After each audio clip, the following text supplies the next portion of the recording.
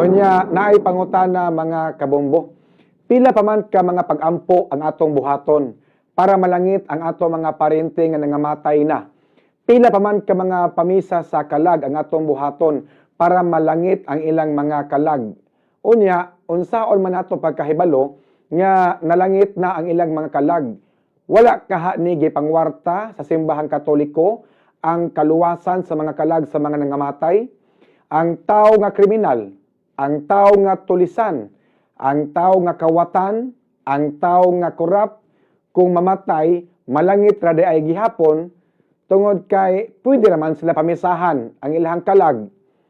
Matod pa sa Biblia, sa John chapter 14, verse 6, I am the way, the truth, and the life. No one comes to the Father except through me. Sa Bisaya pa pagkasulti, ako ang dalan, ang kamatuoran, ug ang kinabuhi. Walay makaadto sa amahan kundili muagi kanako. Buot pasabot, I am the way. Ako ang dalan. So sa ato pa walay lain nga pamaagi, walay lain nga option kay I am the way man. Wala man mosulti ang Ginoo nga I am one of the way. Wala man mosulti ang Ginoo nga ako usa sa mga agyanan. Sa ato pa walay lain option, siya ra gyud mga kabombo.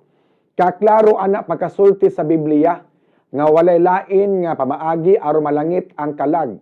Kay kung kanang pamisa sa kalag o kanang pagpaampo sa kalag, kung makaluwas pa na sa kalag sa mga nangamatay, may pawala na lang nagpakamatay si Jesus Christ sa cross, kay naaman di ay lain nga opsyon o lain nga pamaagi aron maluwas ang kalag sa tao mga kabombo.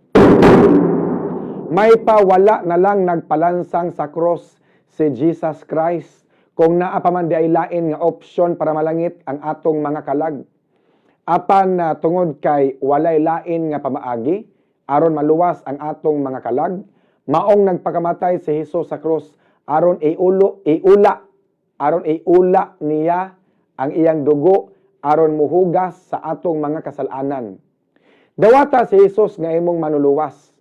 Dili kay magpaluwas kas imong kalag pinaagi sa pagpamisa.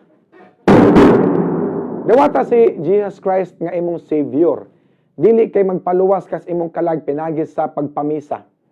Ayaw ko ingna nga katong mga pobre nga gamay ra og isod sa sobre, dugay to malangit ang ilang gipamisahan kay tag 20, tag 50, tag 100 ra isod sa sobre. Unya ang mga dato nga dagko kaayo og gisod sa sobre para pamisa sa kalag sa ilang mga parente.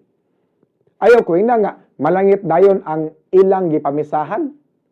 Matod pa sa Ephesians chapter 2 verse 8 o Efeso chapter 2 verse 8. Kay tungod sa grasya sa Dios naluwas kamo pinaagi sa inyong pagtuo kang Hesukristo. Kini gasa gikan sa Dios og dili pinasikad sa inyong mga binuhatan. Kaklaro ana pagkaistorya. Matod pa sa Titus chapter 3 verse 5. Giluwas niya kita dili tungod sa atong maayong binuhatan, kundi tungod sa iyang kaluoy kanato. O gibuhat niya kini pinaagi sa Espiritu Santo nga naghugas kanato og naghatag og bag-o nga kinabuhi. Tiaw mo na. Wala magsulti ang Biblia nga magpamisa tas kalag para malangit. Unya asa man na mabasa sa Biblia nga naay purgatorio. Wala kaha gihimo nga negosyo sa mga kadagkuan sa simbahan. Wala kaha ni gihimo nga negosyo sa mga kadagkuan sa simbahan Katoliko ang kaluwasan sa kalag. Kay bisag unsaon na kog basa sa Biblia, libre raman jud ang kaluwasan sa atong mga kalag.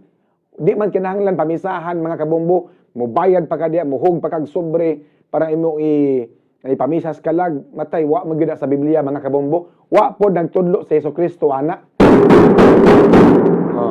Pero saon taman kay mao man yang ato aga naandan. Kay mao man atong namatan. Mao man ang gipasunod sa katiguangan nato mga kabombo. So man hangtod ron ato ning gina-practice, ato ning ginahimo og gihapon. Pero gubasa ka sa Biblia gikan sa Book of Genesis paingon sa Book of Revelation, dili ka makabasa diha nga aron maluwas ang kalag kinahanglan ta magpaampo, magpamisa, wa na siya mga kabombo. Kay balikon nako, Kay kung makaluwas pa ang pagpamisas kalag, kay kung maluwas pa ang pagpaampo, may pawa nagpakamatay si Jesus. May pawa nagantos, wa nagpasakit si Jesus sa cross. Kay naman lain nga option para malangit ang tao mga kabombo.